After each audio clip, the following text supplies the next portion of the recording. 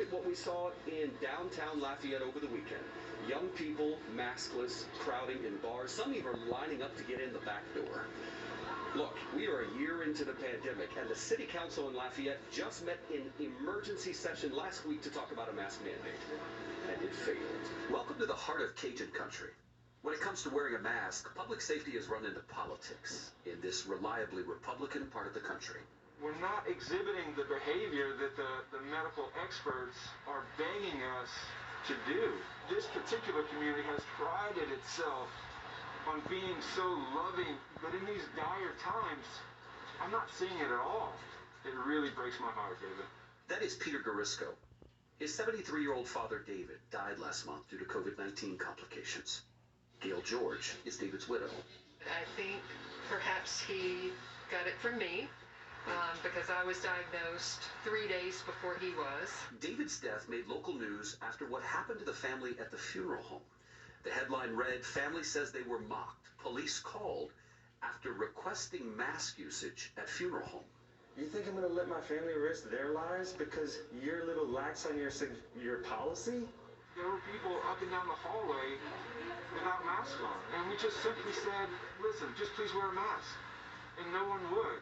Garisco says the funeral home did have signs telling people that masks were required, but they didn't enforce it.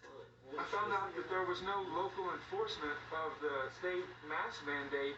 What happened at the funeral home led to community outrage and a public memorial honoring Garisco and the more than 200 people who have died due to COVID in Lafayette. And last week, it also led to an emergency meeting of the City Council to consider a local mask mandate.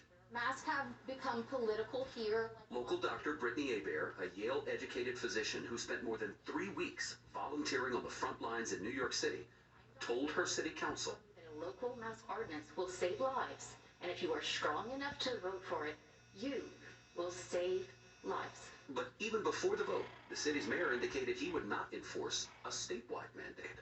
The council then voted, and the ordinance failed.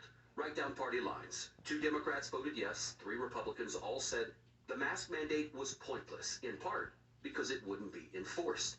And one of them even raised doubts about the effectiveness of masks in an email exchange with none other than the Garisco family, who called the rejection of the mandate a complete farce. It's all pathetic and laughable. I don't feel safe. You don't feel safe in your own town? Yeah.